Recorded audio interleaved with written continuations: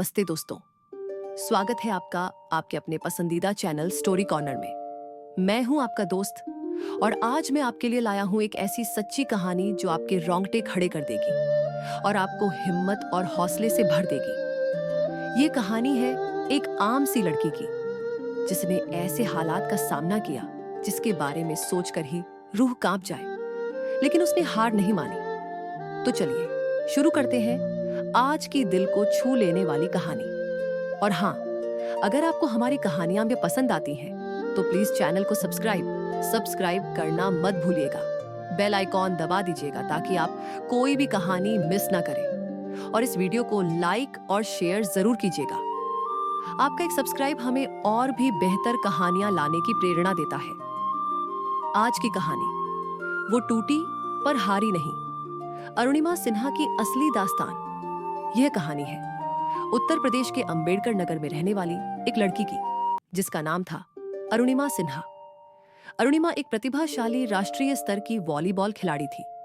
उसकी जिंदगी में सब कुछ ठीक चल रहा था, सपने थे, उम्मीदें थीं। वह अपने खेल करियर में और आगे बढ़ना चाहती थी।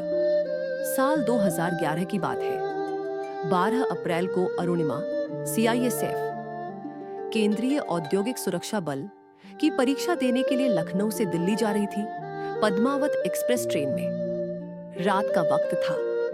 ट्रेन अपनी रफ्तार में दौड़ रही थी। अरुणिमा जनरल डिब्बे में सफर कर रही थी। अचानक कुछ बदमाश किस्म के लोग डिब्बे में दाखिल हुए। उन्होंने अरुणिमा के गले में पहनी हुई सोने की चेन खींचने की कोशिश की। अरुणिमा एक खिलाड़ी थी, डरपोक नहीं। उसने उनका मुकाबला किया, उनसे भिड़ गई, लेकिन वह अकेली थी और वह लोग कई थे। गुस्से में और नाकाम होने पर उन दरिंदों ने अरुणिमा को चलती ट्रेन से बाहर धक्का दे दिया। कल्पना कीजिए वह मंजर, एक तेज रफ्तार ट्रेन से गिरना। अरुणिमा एक दूसरे ट्रैक पर जा गिरी।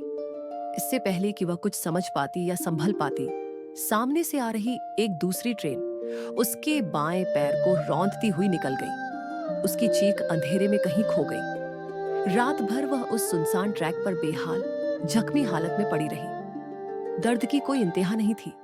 सुबह जब कुछ गांव वालों ने उसे देखा तो उनके होश उड़ गए। उसे फौरन पास के अस्पताल ले जाया गया। डॉक्टरों के पास उसकी जान बचाने के लिए उसका बायां पैर काटने के अलावा कोई चारा नहीं था। उसका दायां पैर भी बुरी तरह जख्मी था। उसमें रॉड डालनी पड़ी। एक राष्ट्रीय वॉलीबॉल खिलाड़ी जिसके लिए उसके पैर उसकी ताकत थे, अब एक पैर खो चुकी थी। पूरे देश में यह खबर फैल गई। कुछ लोगों ने हमदर्दी दिखाई तो कुछ ने तरह तरह की बातें बनाई। कोई कहता आत्महत्या का प्रयास था, कोई कहता टिकट नहीं थी इसलिए कूद गई। ये सब सुनकर अरुणिमा को जिस्म के जख्मों से ज्यादा दिल पर चोट लगती थी। अस्पताल के बिस्तर पर लेटे लेटे जब वह अपनी जिंदगी की सबसे गहरी निराशा में डूबी हुई थी, तभी उसने एक फैसला किया। एक ऐसा फैसला जिसने सबको हैरान कर दिया।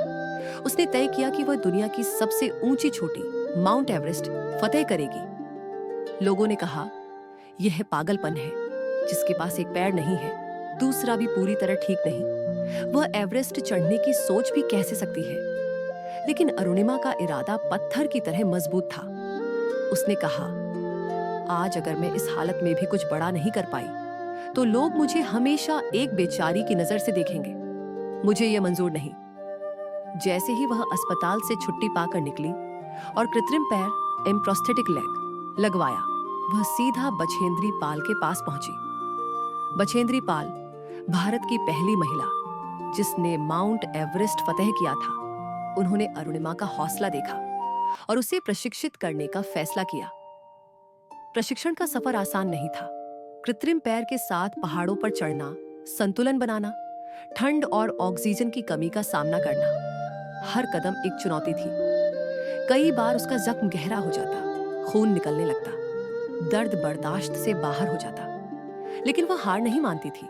गिरती, संभलती और फिर से खड़ी हो जाती। और फिर वह दिन आया।